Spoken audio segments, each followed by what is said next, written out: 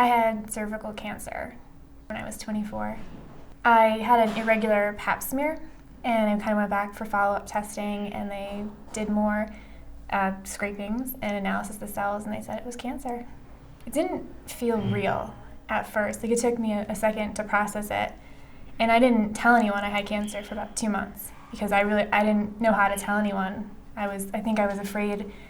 I felt guilty telling the people that I loved, and I didn't want them to worry and to go through it. So at first I kind of thought, maybe I'll get the cancer removed and it'll be done with real quick. But then I realized kind of quickly it's a longer process, and I needed support. So I told everyone at Easter, which was weird timing, but everyone was together. It was the first time I saw my family in person. For me, treatment was all about where am I going to be after treatment. I don't know if that makes a lot of sense, but I was really concerned about, can I have kids? I was 24, I always wanted to be a mom, and that was one of the things that kept coming into my mind. I don't want to have everything removed, I don't want my cervix out, I don't want a hysterectomy because I want that chance. So for me, I get emotional, but for me, treatment was about just fighting for a chance to have something that I wanted. So I chose a little bit longer of a treatment and more radiation, but I had a lot less taken out. And now I'm finally pregnant, and it was worth it. So for me, treatment was a long journey. But I'm glad I did that, and I'm glad my doctor, who worked a lot with women who wanted to have babies and who had reproductive cancers, she was really good about, if we could take it out and you'd be done with it, or else if you have to fight a little longer, but it was worth it. So treatment meant for me a chance. Did I have a hard time finding information about cancer and the treatment? I did. I went online, and it was like, first you get hit with so much information, and it's hard to figure out what information is relevant, what's not relevant. And you get some terrifying stories, and I'm like, I don't want to read this right now, and it's probably the last thing you want to see. And then some information was just too medical. I didn't understand it because I don't have a medical background. So it was hard to get information for me. I think it's really important, though, to find out treatment options. I don't think there are a lot of good resources that tell you all of your different options for treatment. So I was lucky because I was in Boston, so I was at Dana-Farber, and they have really good doctors. So I had really good doctor who really explained to me different treatment options. And then I happened to have an uncle who works in the cancer research field.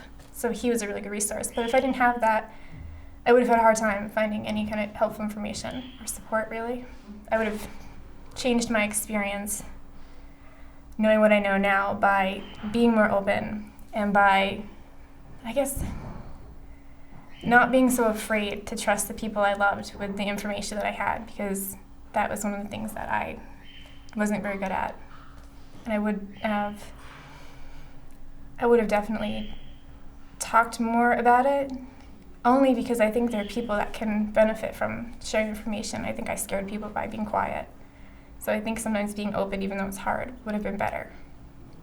And that's one thing I would definitely do differently. I would tell someone who's going through the same experience or something similar to know your options, know what treatments are out there, and know what you want from it.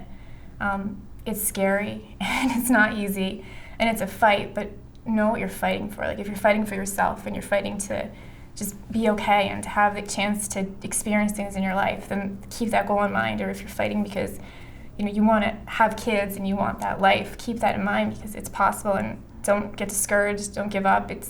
It's all, whatever your struggle is, it's worth it to just take the chance to be okay, and don't get frustrated, and I don't know, just keep fighting, because it's all about just that chance that you come out at the end and you're going to be fine. It's almost 4.5 years now that I've had clean scans, clean tests, and I'm my second trimester of pregnancy, so I am much better, much happier today. And it still, I think, affects my life sometimes, when you don't feel good.